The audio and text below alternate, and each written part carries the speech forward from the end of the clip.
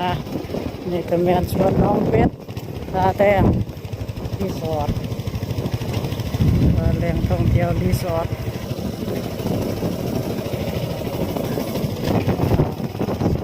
พูนเอาสิขี่รถออกไปพุ่นวันพักอยู่กันพักส่งแบบนี้ก็งามอีกแบบหนึงวันนี้เอามาเที่ยวไปเท่านั้นเลยท้ายวันเติม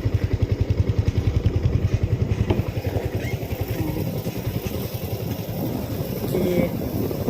CBR ได้มาเมื่อนี้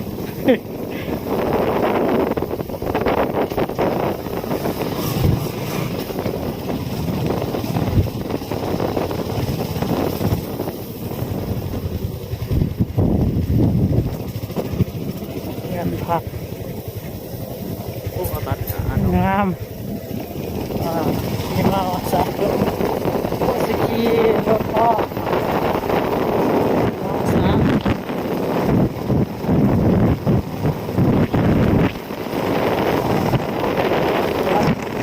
ที่สอง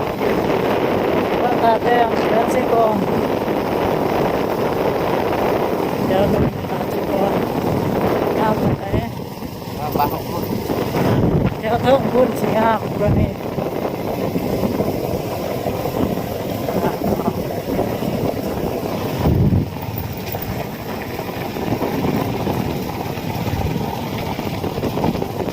เป็นน้ำในขามน้ำเย็น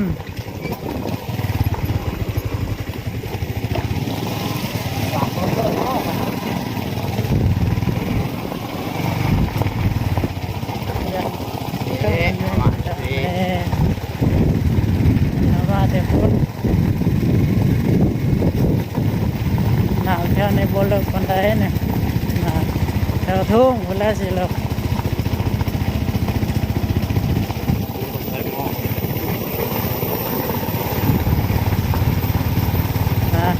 วันนี้มีโอกาสก็เลยมา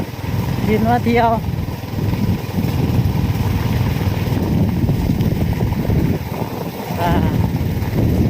วันเป็นยังบุญปีใหม่สงกรานต์เองสิคน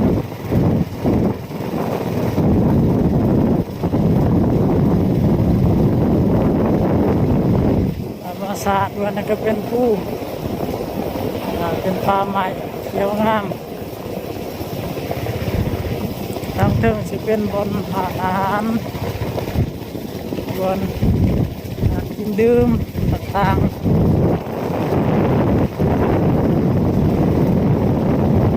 สิมี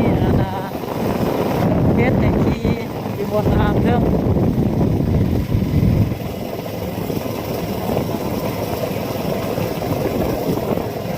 สกีรถออกแค่นี้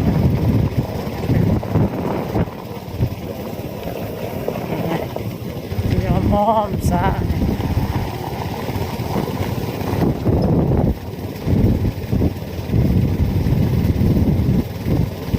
วันเดินสิมีกลัวให้ไตเขา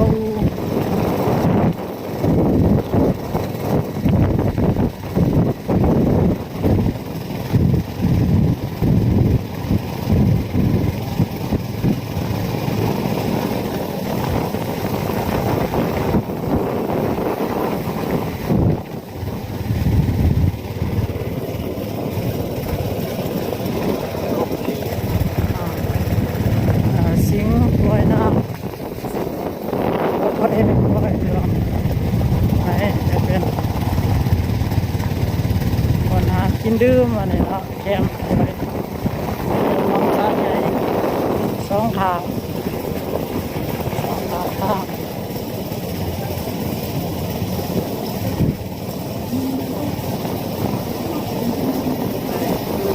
หัวให้ตา